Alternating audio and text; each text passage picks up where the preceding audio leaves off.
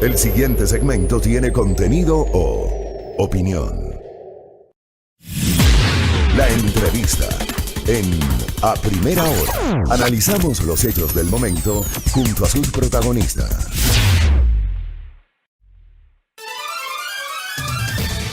7:19 en la mañana, gracias por la sintonía. Recapitulo un extracto de la nota que di lectura al inicio de este espacio de noticias, publicada por el portal Primicias. Quito confirma 504 nuevos casos de COVID-19 en los 6 días del semáforo amarillo. Las unidades de cuidados intensivos de los hospitales de Quito no tienen espacios disponibles y solo hay 35 camas de hospitalización disponibles para pacientes con síntomas moderados.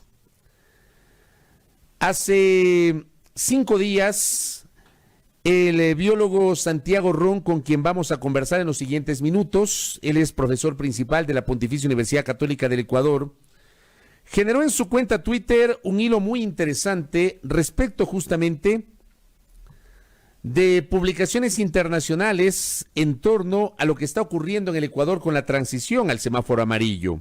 Decía el doctor Santiago Ron que el reporte sobre el COVID-19 Ecuador que acaba de publicar el Imperial College London es alarmante. El paso a semáforo amarillo aumentaría la demanda de camas en terapia intensiva en un 150%. Ahora mismo ya no hay camas en Quito, decía hace 5 días el doctor Santiago Ron. Hoy, el portal Primicias confirma que no hay camas en las unidades de cuidados intensivos en Quito. Doctor Santiago Ron, muy honrado por conversar con usted en los siguientes minutos. Le decía ayer cuando le contacté a nuestro invitado, le sigo en su cuenta Twitter con sus aportes que son muy interesantes y muy valiosos para el debate público de un tema que decía hace minutos, me da la impresión que poco se habla el día de hoy. O sea, el tema de la emergencia sanitaria se ha reducido a la mínima expresión en las agendas mediáticas, en la discusión pública, cuando resulta que la emergencia todavía la estamos enfrentando. Doctor, bienvenido, buenos días, ¿cómo está usted? Muy buenos días, Fabricio, un gusto estar aquí. Gracias por la gentileza. A ver, ¿cómo llegamos a establecer que es alarmante la situación justamente hoy con la transición al semáforo amarillo? Bueno, hay varias fuentes de evidencia que sugieren que la situación, especialmente en la provincia de Pichincha y en la ciudad de Quito, en las próximas semanas no va a mejorar. Y tomando en cuenta que las unidades de terapia intensiva, como usted bien mencionó hace un momento, están llenas, evidentemente esa es una receta para que suban el número de muertes de una forma significativa. Una de las líneas de evidencia es este reporte que apareció hace poco, en el cual se indica en base a modelos basados en los números en las tasas de mortalidad que se ha registrado como producto del coronavirus aquí en Ecuador. Se hacen estimaciones de que va a haber un aumento, por un lado, en la cantidad de personas infectadas y por otro lado, en base a eso también se puede proyectar cuál va a ser la necesidad de camas de hospital y también de camas en unidades de terapia intensiva.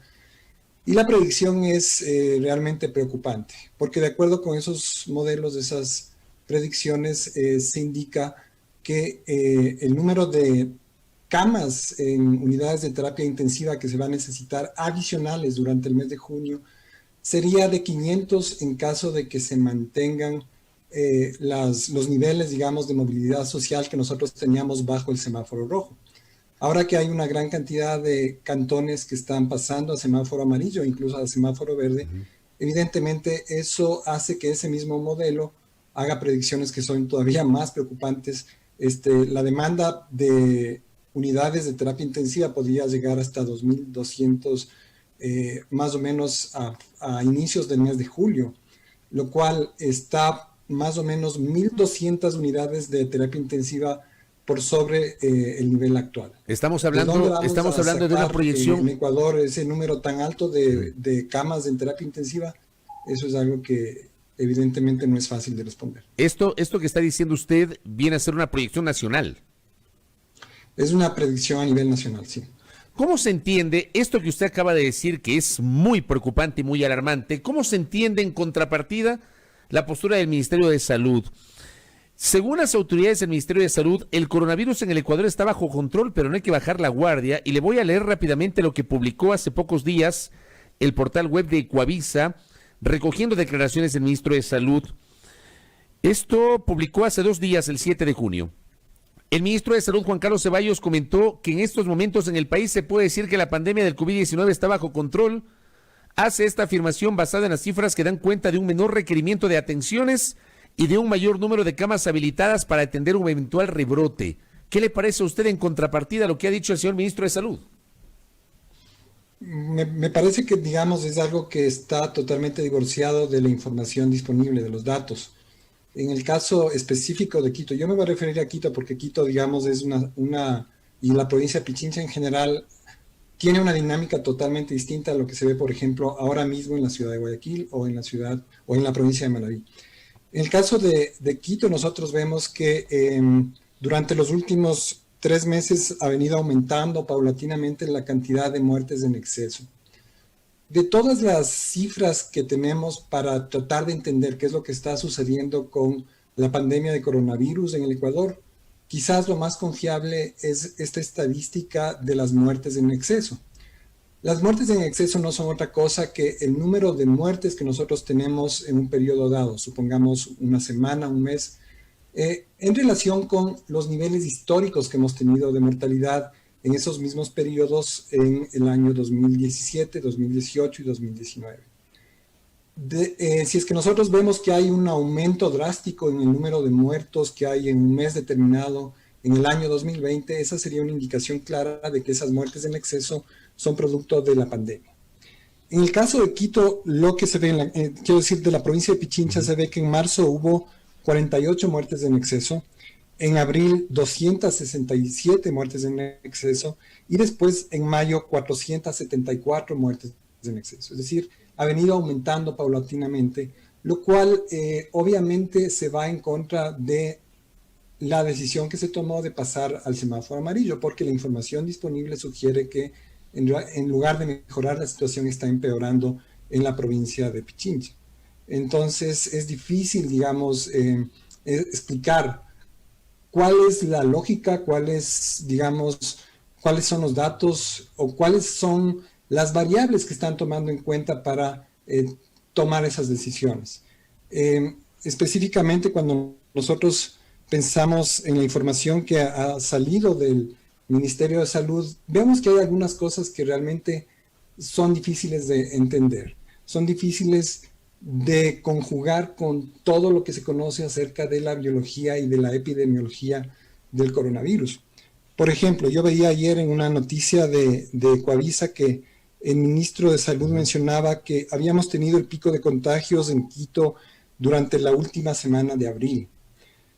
Si es que eso fuera verdad, además decía que ahora mismo, digamos, en la primera semana de junio nosotros teníamos el pico en la cantidad de demanda de camas de hospital. Estas dos piezas de información no son congruentes entre sí. Si es que nosotros tenemos el pico de contagios a finales de abril, nosotros esperaríamos que 15 días después se dé el pico de demanda en el número de camas de hospitales, porque así es como se manifiesta esta epidemia. Usted, una vez que tiene un evento de contagio, más o menos se espera que haya unas 2 semanas hasta que esas personas contagiadas vayan a parar al hospital. Lo que pasa, doctor, si me permite interrumpirle, lo que pasa es que el alcalde metropolitano había señalado que el 26 de mayo, que era el día 70 de la emergencia sanitaria, ese día se proyectaba, en el día 70 se iba a llegar al pico más alto de los contagios. Eso no ocurrió.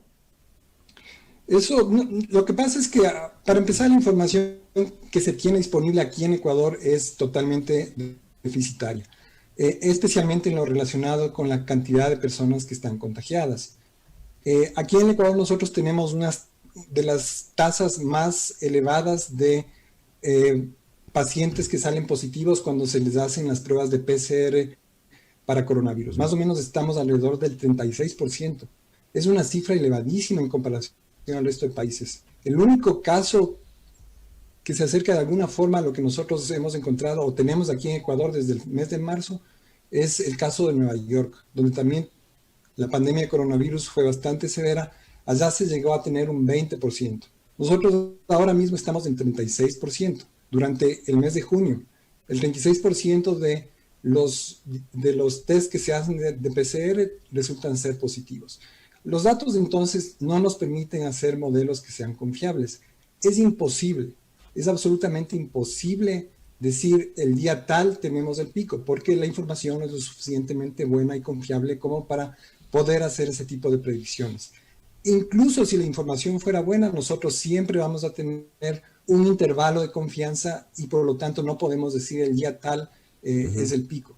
El momento en el cual ustedes escuchen eso quiere decir que la persona que está dando esa información realmente no sabe de lo que está hablando o está tratando de distorsionar la realidad, porque ningún modelo puede llegar a tener ese nivel de precisión. Mire usted lo importante, lo que decía permítame sí. solamente interrumpirle para añadirle lo importante de lo que acaba de decir, porque me pasan este dato, mi compañera Silrat me pasa este dato, que el director metropolitano de Políticas y Planeamiento en Salud de la Secretaría de Salud del Distrito Metropolitano, Gregorio Montalvo, afirmó que hay estudios que mostrarían que el 1 de julio será un día catastrófico para la ciudad. O sea, esta declaración, creo yo, le planteo a propósito de lo que está señalando. O sea, ¿no se puede pronosticar aquello o sí? No se puede pronosticar con tanta precisión. Es posible decir, por ejemplo, alrededor de la segunda quincena de junio, la primera de julio, más o menos se espera que suceda esto. Y en base a eso, entonces, nosotros podemos acomodar las decisiones que se toman para disminuir en la medida de lo posible, pues, el número de fatalidades, que es el objetivo, me imagino, de todos. Pero lo que sí es importante tomar en cuenta es que retrospectivamente nosotros nos podemos dar cuenta de que hay información que se nos ha dado y que no ha sido verdadera, porque en el caso de las declaraciones que ha hecho el ministro de Salud, por ejemplo, dijo que habíamos tenido el pico de contagios en Quito la última semana de abril. Le hago notar que hay un mes de diferencia entre eso y lo que decía el alcalde Yunda. ¿Ya? Ahora, si es que en realidad fue el pico de contagios durante la última semana de abril, nosotros esperábamos el pico de personas que iban a los hospitales durante la segunda semana o tercera semana de mayo. Y eso evidentemente no se ha dado. Ahora el ministro acaba de decir que en este momento es cuando tenemos el pico en el número de personas que están yendo a los hospitales, lo cual es incongruente con esa otra pieza de información que él también nos da, que es esta de que durante la última semana de abril hemos tenido el pico en la cantidad de contagios. Otra pieza que también, de datos que también ha salido del Ministerio de Salud y que tampoco es verificable y que no tiene consistencia con la realidad, es esta que afirmó el ministro de que el 24 de mayo se había hecho un estudio en el cual se demostraba que el 33% de los quiteños ya eran inmunes a la pandemia. En otras palabras, se habían contagiado y ya habían desarrollado inmunidad. Si es que eso fuera cierto, lo que nosotros esperaríamos, estamos hablando entonces, Quito tiene 3 millones de habitantes, 1/3 de infectados quiere decir que ha habido 1 millón de infectados. La tasa de mortalidad por infección de coronavirus es de alrededor de 1%. Eso implicaría que en Quito deberíamos tener en este momento por lo menos 10,000 muertes, si es que se aplicara la tasa de mortalidad que se ha visto a nivel global. Evidentemente no hemos tenido tanta mortalidad en la ciudad. Por lo tanto, esa información que nos está dando el Ministerio de Salud no es congruente con lo que se conoce acerca de la biología del coronavirus y por lo tanto hay mucho escepticismo con respecto a esa información.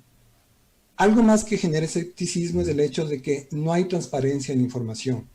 El ministro dice, el 24 de mayo se hizo un estudio en Quito, se estima que el 33% de la población ya ha sido infectada. Bueno, por favor, abra los datos, déjenos a los científicos ver dónde se hizo el muestreo, qué tipo de muestras se hizo, fueron de PCR o fueron test rápidos, cuál es la tasa de error de esas pruebas. Y una vez que nosotros podamos evaluar esa información, entonces podemos decir, ok, esto es algo confiable, esto es algo que realmente merece atención, o esto sencillamente es información que no merece crédito porque no se aplicaron metodologías aceptables. Pero el problema es que no hay esa transparencia, no hay esa apertura y por lo tanto es difícil entender qué es lo que está sucediendo. Oiga, de verdad que lo que usted dice es revelador y pone en el tapete de la discusión todo lo que se ha dicho públicamente en los últimos días. Déjeme hacer otra mirada retrospectiva a una declaración que hizo el señor ministro de Salud el 18 de mayo, me parece que fue esto. Esto fue en una entrevista con el colega Milton Pérez en Teleamazonas, cuando él dijo textualmente: si yo fuera el alcalde, hubiera abierto Quito. Le diría que sí. Esa fue la respuesta justamente a Milton. Justificó su respuesta señalando que existen las condiciones necesarias para tomar esa decisión. La gente ya salió, la gente ya se contaminó. Nosotros tenemos, por un estudio epidemiológico que se hizo hace 3 semanas, que el 22% de la población ya estaba contaminada. 1 de cada 5 personas estaba contaminada, recalcó el ministro de Salud. ¿Cómo le cayó a usted esa declaración que se formuló el 18 de mayo, doctor Santiago Ron? Una vez más, hubiera sido muy interesante poder contar con los datos crudos, digamos, que es lo que estamos acostumbrados los científicos para evaluar ese tipo de predicciones. En el caso del modelo al cual yo me referí, del Imperial College de Londres, ellos publican los datos abiertamente en un sitio web donde está claramente especificada cuál es la metodología, cuáles son las variables que se utilizan para construir el modelo, cuáles son los supuestos del modelo. Toda esa información es abierta. De esa forma, entonces, nosotros podemos entrar, evaluar esos datos, saber cuáles son los intervalos de confianza, cuál es el nivel de error que se esperaría del modelo. Toda esa información es necesaria para saber de qué se está hablando.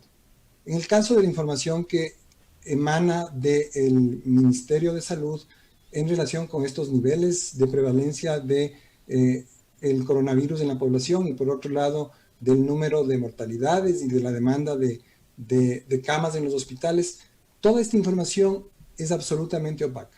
Son solamente estimados para los cuales nosotros no sabemos dónde se tomó las muestras, qué tipo de variables se están considerando, cuáles son los supuestos de los modelos. Eso es algo absolutamente desconocido y por lo tanto es difícil evaluar. Ahora, si es que nosotros combinamos esa pieza de información con el hecho de que históricamente hemos visto que se han hecho predicciones que no son congruentes con la realidad, entonces obviamente esto es algo que nos llena de muchísimo escepticismo. Doctor, no sé si usted me puede contestar esa pregunta.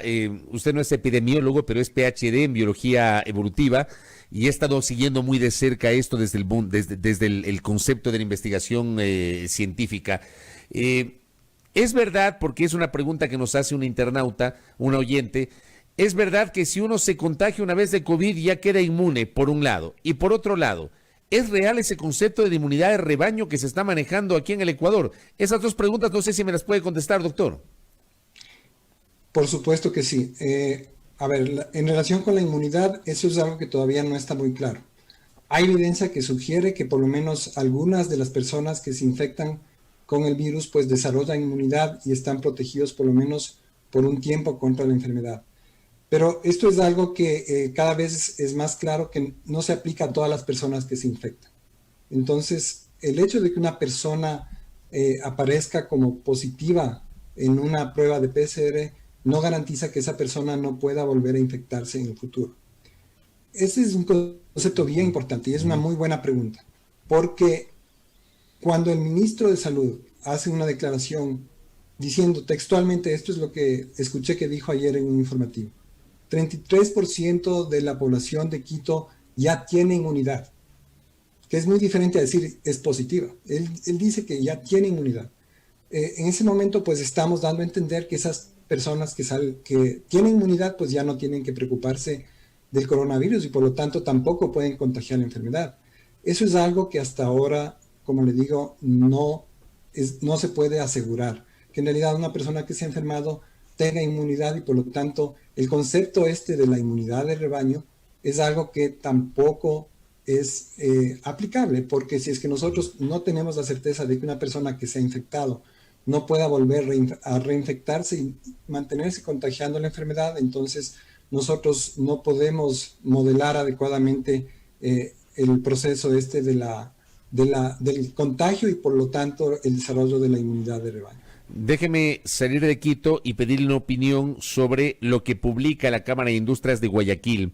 17 días sin muertes por COVID-19 en Guayaquil. Guayaquil es la ciudad que internacionalmente más drásticamente y en el menor tiempo bajó al mínimo el pico de mortalidad con COVID-19. ¿Es así? Estadísticamente es así, doctor. En realidad lo que se ha visto es que durante las últimas semanas ha habido una disminución en el número de muertes en la provincia de Guayas. El pico de mortalidad que tuvimos en Guayas se dio en el mes de abril cuando hubo 9.795 muertes en exceso, y en el caso de mayo esto disminuye drásticamente a 782. Entonces sí hay información que sugiere que en Guayaquil sí ha disminuido bastante la tasa de mortalidad.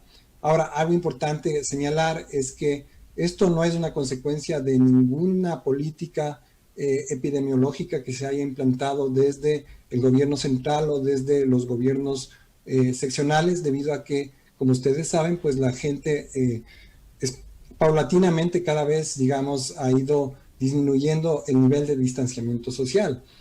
Lo que esto más bien refleja es que hay algo en las características epidemiológicas de el coronavirus que ha hecho que después de tener este nivel tan alto de mortalidad, pues poco a poco vaya descendiendo en la ciudad de Guayaquil y en la provincia de Guayas. Entonces, la situación es totalmente distinta a la que nosotros vemos en este momento en Pichincha y en otras provincias del país. Correcto. Y cierro esta entrevista, doctor, con una cosa simplísima. Fue un error que el 3 de junio haya tomado una decisión el COE metropolitano de pasar del semáforo rojo al amarillo. ¿Fue un error? En mi opinión, sí. Había, como les digo, hay muchas carencias de información como para entender qué es lo que está sucediendo. La pieza de información más confiable, que es esta del número de muertes en exceso, ha mostrado que en la provincia de Pichincha el mes de mayo hubo más muertes que en el mes anterior, y por lo tanto esta tendencia, mientras no se revierta, pues sugería que era demasiado pronto como para disminuir el nivel de aislamiento social en la población.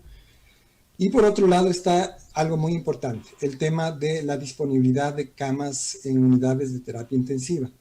El día 26 de mayo hubo una reunión del Consejo Metropolitano en la cual intervino el ministro de Salud. Ese día el ministro de Salud reconoció, imagínense, 26 de mayo, que ese día solamente habían 4 camas en terapia intensiva en la ciudad de Quito. Y a pesar de eso, el ministro dijo que eso a él no le preocupaba. Piensen ustedes, estamos hablando de una ciudad de 3 millones de habitantes. Solamente había 4 camas. Y a pesar de eso se decidió pasar a semáforo amarillo. A pesar de que las predicciones que se ha hecho, la evidencia existente en la actualidad sugiere que a futuro la demanda no va a disminuir, sino que va a aumentar. Si es que en el momento actual nosotros ya tenemos saturadas las unidades de terapia intensiva en los hospitales, lo que se espera a futuro es que ese déficit aumente en lugar de disminuir. Y esto es bien preocupante, porque eso quiere decir que los pacientes más graves no van a recibir el cuidado que necesitan y por lo tanto es muy probable que fallezcan. Esto sin duda es algo que se venía a venir y por lo tanto, desde mi punto de vista, pues no se justificaba desde una perspectiva epidemiológica que se disminuya el nivel de aislamiento social y que se pase por lo tanto al semáforo amarillo. Doctor, una cosa adicional, porque también me escriben, Alejandra Sánchez me envió un mensaje y yo se había escuchado esto. ¿Hay un riesgo real o alguna alerta real epidemiológica sobre el sarampión? No sé si usted conoce algo al respecto, doctor. No, digamos, bueno, he escuchado que a nivel mundial está subiendo el número de casos, pero realmente no tengo ninguna información puntual al respecto. Correcto. Doctor, valoro mucho su tiempo y su gentileza. Creo que ha sido muy buen aporte para el debate público el que usted ha planteado el día de hoy. Gracias por el tiempo. Que tenga buenos días. Mucho gusto, Fabricio. Buenos días. Gracias al doctor Santiago Ron. Él es PhD en Biología Evolutiva, profesor principal de la Pontificia Universidad Católica del Ecuador. Síganle en su cuenta Twitter al doctor Santiago Ron, @Santiac, con K al final, una serie de aportes para el debate público desde su visión científica sobre lo que está ocurriendo el día de hoy. Una vez más, comentario muy simple a propósito de lo que acabamos de escuchar. No nos relajemos. De verdad que lo que acaba de decir el doctor genera muchísima preocupación. Y resulta que en el Ecuador hemos dejado de hablar del COVID, nos hemos empezado a relajar, como que aquí no ha pasado nada. El fin de semana gente jugando fútbol y básquet en la Carolina, tuvo que intervenir el vicealcalde metropolitano para limitar aquello. Estamos en una actitud de demasiada relajación, no relajamiento total. Tomen en cuenta, si pueden, nosotros vamos obviamente, como lo hacemos todos los días, a subir nuestras entrevistas. Esta entrevista la vamos a subir más adelante a nuestro canal de YouTube. Revísenla de nuevo porque es importante para el debate público. Gracias a nuestro invitado. 7:43 en A Primera Hora.